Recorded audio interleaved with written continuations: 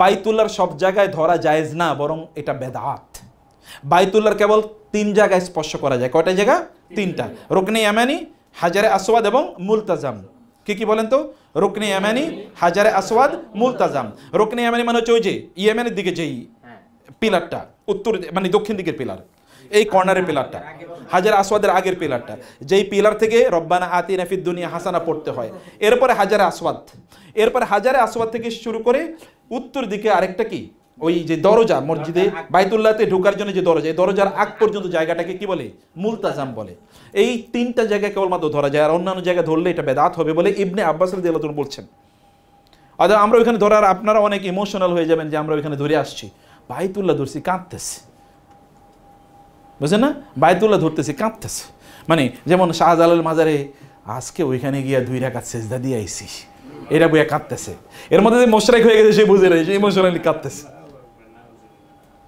এটা করার কোনো সুযোগ নাই, এটা করার কোনো প্রয়োজন নেই। মহিলারা এই কাজগুলো তারা করতে যাচ্ছেন। ইমোশন তো ইসলাম না, ইসলাম সবকে ইমোশন না, ইমোশন দিয়ে তো সব কাঁদে ফেলাইতেছে, কিন্তু আসলে কি কোনো ভিত্তিই নাই, ভিত্তিই নাই এটা। তো আপনাকে বুঝতে হবে যে নলেজ যা, এর উপরে সুন্নাহ, তার উপর কাজ করা লাগবে। এই 3টা যদি আপনি ধরতে পারেন ধরবেন, না ধরতে পারলে নাই, সমস্যা কি? না ধরলে আমার মনে হয় না যে আমি গত 6-7 বছরের মধ্যে কোনো দিন আমি হাজারে আসওয়াদের কাছে যাওয়ার চেষ্টা করেছি।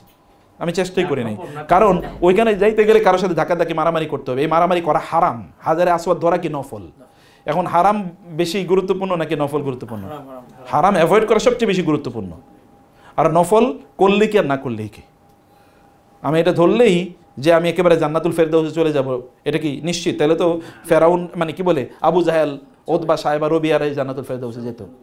নো, অতএব এইটাকে করার কোনো প্রয়োজন নেই। বোনরা গিয়ে এই চ্যালেঞ্জগুলো, কারণ একটা ইন্টারনাল দেশে এসে বলবে আমি কিন্তু হাজারে আসওয়াদ ধরছিলাম, এটাও কিন্তু এক ধরনের ইম্পালস, ভেতর থেকে এক ধরনের মানে কি একটা বলার একটা প্রবণতা আছে, আমি কিন্তু হাজারে আসওয়াদ ধরছিলাম, জানেন জান্নাতি পাথর ধরছিলাম, আপা জানেন আমি ধরছিলাম, কিন্তু মাশাআল্লাহ যাবে কিভাবে ভাই? এটা যাওয়ার কোনো সুযোগ নাই তো, বছরের 12 মাসে কখনই যাওয়ার সুযোগ না।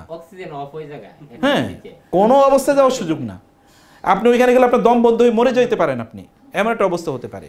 তো আপনি কেন সেখানে যাবেন? রাসূলুল্লাহ সাল্লাল্লাহু আলাইহি ওয়াসাল্লাম ওমর রাদিয়াল্লাহু আনহুকে বলেছেন তুমি ওখানে যাও না, লা তুযুল মুমিন, মুমিনদেরকে কষ্ট দিও না, কারণ তুমি অনেক শক্তিশালী, অন্যরা দুর্বল, তুমি গুতা দিবে, অন্যরা ব্যথা পাবে। মুসলমানদেরকে গুতা দেয়া হারাম, আর পুরুষরা অন্য নারীদের গায়ের সাথে লাগা কি হারাম। সুব্বা ফি আইনিহি আল আনাকু ইয়াউমাল কিয়ামা, রাসূলুল্লাহ সাল্লাল্লাহু আলাইহি ওয়াসাল্লাম বলেছেন কোন পুরুষ অন্য কোন নারীর শরীর স্পর্শ করা, এর চেয়ে তার শরীরে প্যারেক ঢুকিয়ে দেয় এটা অনেক সহজ। অতএব এটা করার কোনো সুযোগ নাই। এগুলো করার এই ভিতর থেকে এরকম একটা শয়তান আপনার মধ্যে ইন্সপিরেশন তৈরি করে দেবে, যাও গেলেই তো ভালো, গেলেই তো ভালো। আপনি মনে করছেন ভালো কাজ করছেন, কিন্তু আসলে এটা কি করাইছে শয়তান। কোনো দরকার নেই, এগুলো করা কোনো প্রয়োজন নাই। এগুলো থেকে আমাদের অবশ্যই, সকল কাজগুলো থেকে আমাদেরকে দূরে থাকা দরকার, এগুলো থেকে আমাদের বিরত থাকতে হবে।